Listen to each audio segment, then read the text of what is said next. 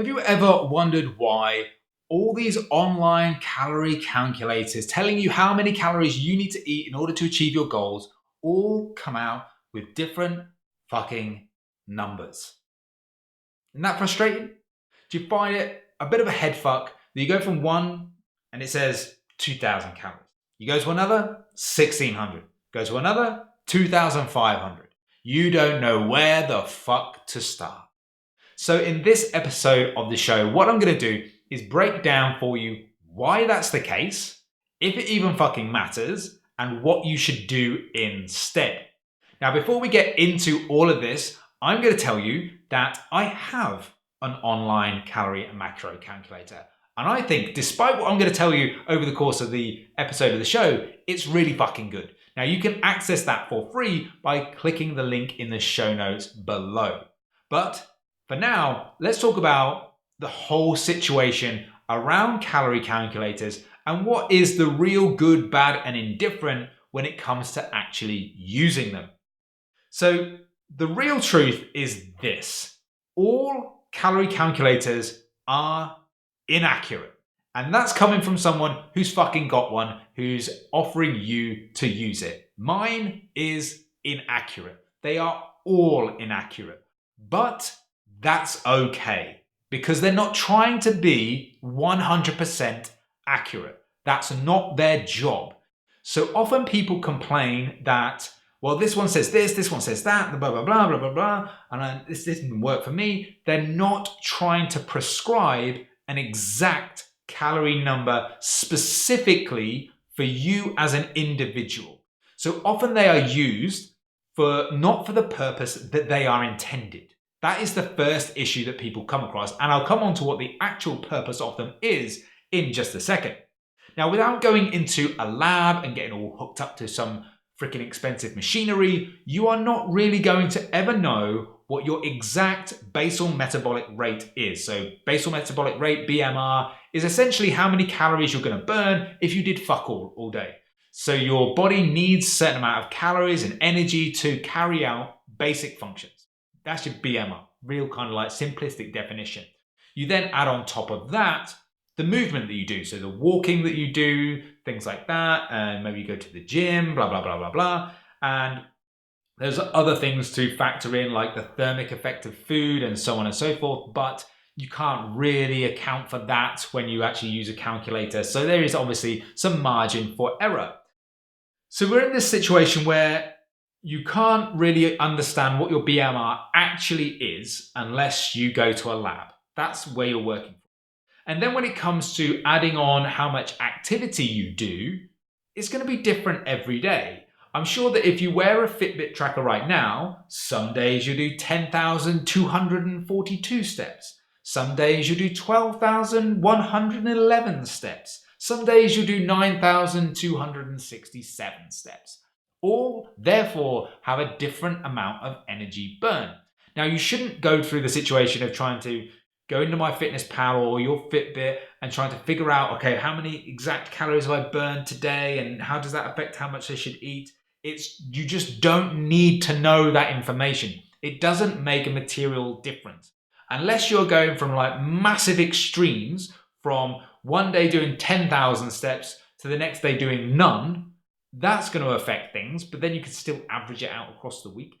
But unless you kind of have this really major, like crazy shit going on, which I've never come across, you just don't need to know exactly how many calories you burn each and every day beyond what you calculate when you start the process.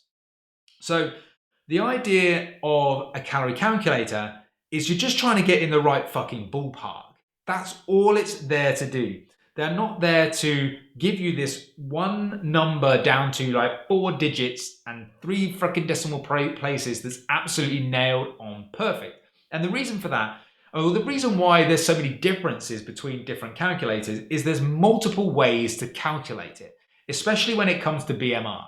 So if you look through the research, you will find things like there's a Harris-Benedict equation. That's the one that I use. You can use Catch-McArdle method. Now, Catch-McArdle requires a body fat percentage. Now, because most people haven't got the ability to accurately measure their body fat, I don't use that one. You can use ones where you get like the body weight and you times it by like 24 if you're a man, and this is body weight in kilos, or 22 if you're a woman. That'll get you in the right ballpark. And again, all these are research-based methods, but they all have slightly different outcomes. Again, when you look at them, the actual spread of calories if you kind of estimated for using one versus the other, the actual spread of calories isn't huge depending on the person. So if the person maybe is obese, that can really kind of mess up some of the calculations. So you really have to understand that. So there's all these different calculations that could be used in any one of these calculators, which could account for the variances that you are seeing. Now, the thing here is that not necessarily any one of them is right or wrong. It's just, for me, I find that there's ones that are more practical to use that work for the most people. And that's what I found to be useful. And that's why I personally use the Harris-Benedict equation in my calorie calculator. Now, the other thing that you want to look at is the activity multiplier. So this is where you're taking, okay, you're accounting for step count and, if you've got an active job, and also how much exercise you're doing, how much training you're doing, what that type of exercise is. Now, a lot of calculators will just kind of bunch that all together and give you a number. So it'll be like BMR times 1.5 if you're moderately active. And that might be defined as going to the gym 4 to 5 times a week, whatever it may be, and having a fairly active job. So it's kind of like lumped all of that activity together. So that's one way to do it. Nice and simple. You're just getting that BMR calculation, times it by like 1.1, 1.3, 1.5, 1.7, whatever is appropriate for how they defined it. Now, I think personally, that's a little bit too loose. Again, it's going to get you in a ballpark, but for me, what I'm trying to do when I created my calculator, which I think is a little bit unique versus others, is that I understand that we're all going to plonk, when you put your numbers into that calculator, we're all going to plonk you in the same ballpark. We're all getting in the same, we're not in a fucking different sport, in a different town. We're in the same ballpark. What I want to do is not put you in row fucking Z of the bleachers. I want to get you as near home plate as possible. So that's why when I come to do the calculations behind what I do for my clients, but also what's in the background of the calorie calculator online, is that I break away your step count, so your active lifestyle, from your training. So when you go to use the calculator, what you'll see is that you put in the number of steps you do. That drives a specific activity multiplier. Then what I'll ask you is, what's your training? So how many times a week are you actually weightlifting, and how long are those sessions? Then I'll ask you if you're doing any cardio, and I'll also ask you what type of cardio you're doing, because there is this thing called MET, that's like metabolic equivalent something or other. So what that basically does is there's some like freaking boffins have basically said, well, if you do, let's say, cardio, which is steady state on a bike, that will say that will burn so many calories per kilo per hour. And therefore, once I've got your information, like your weight and things like that, I can say, well, if you're doing an hour of steady state cardio, I can work out that that's, let's say, 3.5 calories per kilo per hour, and I can calculate that up and put that in front of you in terms of the calorie calculator. So what I'm basically trying to say is that some calculators will use a different basal metabolic rate calculation. Some of them will go to a little bit more level of detail on the activity multiplier versus others. And these are all factors that are going to influence the actual number that comes out the back end. So there's all different pros and cons to be able to do this. And I think that, again, using it for the intended purpose, and that is you're getting an approximate guide as to where you should start your calorie intake for the goal you're trying to achieve. So what you then need to think about is that they are not gospel. That's not telling you that that's the definitive number that, I shall stick to 2,112 calories and thou shalt not pass, or whatever sort of Gandalf reference you want. So what I would do therefore is, what you need to do is pick one. Pick one calculator. Don't tie yourself up in knots going to 35 fucking different calculators, because guess what? You're going to get 35 different fucking numbers. So go to one calculator, mine, obviously, link in show notes, and then fill it out. Then you're going to get a number. When you actually get that number, follow that for 2 to 3 weeks. Log it in MyFitnessPal, religiously weigh your food, things like that. Track it for 2 to 3 weeks, and also track what happens to your weight on a daily basis. Then, after those 2 or 3 weeks, you can assess how accurate that number is for you. Now, you may be in a situation where you've lost a lot of weight and it went in the right direction. It looks like you're in a calorie deficit, so there's no need to change. Brilliant. Looks like you were near home plate. For someone else, it might be that the progress is a little bit slow and not really as fast as you want. So that might say, okay, maybe we need to increase that calorie deficit. We need to drop the calories by a little bit. So maybe you adjust by 100 to 200 calories, something like that. Maybe it's a case that the weight didn't change at all for 2 or 3 weeks. Bear in mind, you have to fucking be accurate with what you're eating. No bullshitting yourself and, fucking eating, 12 donuts a day and then saying, well, the fucking calorie fucking thing was out. Again, be realistic, be honest with yourself. But if you kind of stuck to everything quite religiously for 2 or 3 weeks and the weight did not budge, again, increase that deficit. If you lost weight too quickly and you were struggling to adhere to the deficit, you were struggling to adhere to your calories, hunger was through the roof, you couldn't control it, back off the calories. Again, you're trying to go through this adjustment process. Don't think like you have to get like instant progress straight away.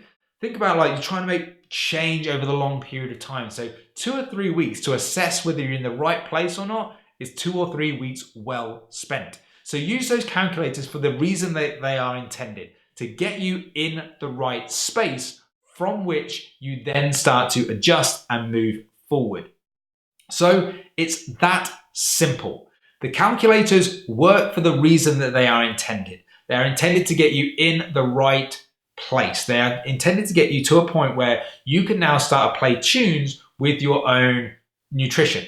So if you're given, let's say it comes out with 2,000 calories and that doesn't initiate weight loss fast enough, then there's no point going to another fucking calculator to get another number. All you need to do is think, right, okay, 2,000 calories, logged it well, didn't move the needle on the way. So logical thing is, I need less calories. You don't need another fucking calculator to tell you that. You just need to change fucking calories.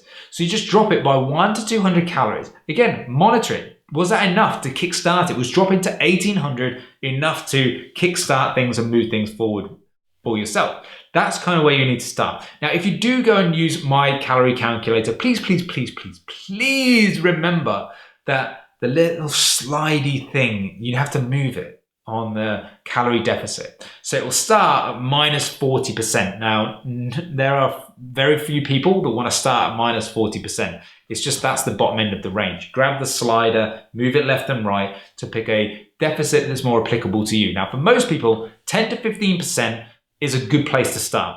It's not too aggressive where hunger kind of gets carried away with you, but it's not too slow where you don't never see any progress.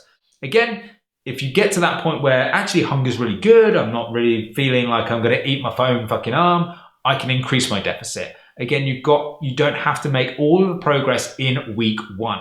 So that's really how to use a calorie calculator, what their purposes were, why the kind of differences are there. Now, if you've got any questions, absolutely any questions about calorie calculators, you can either, if you're watching this on YouTube, drop a comment below, or if you're listening on a podcast, drop a message on Instagram, DM me at iron_paradise_fitness. And as well, in terms of the show notes, I'll also put in a link to ironparadisefitness.com so you can actually access not just the calorie calculator, but you can get information about my one-to-one coaching program, the Lean Life Method. So if you think, I can't be fucking asked to sit here and work out all this calorie shizzle, I just want you to do it for me, Simon. You fucking just, you make it work for me so I know that what I'm doing is right. Take all that sort of, that self-doubt and that frustration, give me the clarity, give me the plan, and let's fucking start making some progress, me old fruit. If you want to do that, me old fruit, then we can talk about that. Lean Life Method is what you want. So we can do all of that. And of course, if you want to make a donation to the podcast, that would be absolutely awesome. There is a link in the show notes below. There's a lot of fucking links, I know. So you can click that link in the show notes. You can ask your own question as well. So put a note when you leave that donation. Thank you to all the people that have left donations already. That's awesome. Thank you so much. And if you didn't ask a question, I usually send you a little bit of a freebie. So there you go. So I'm nice. I'm fucking nice like that. So there we go. So anyway, all I'm going to say for now is I'm going to leave you to fucking digest all of this. Maybe have a play with the calorie calculator. Maybe have a look at it. But all I'm going to say for now is thanks so much for listening. Thanks so much for watching. Keep living the lean life. And I'll see you for the next episode of this show.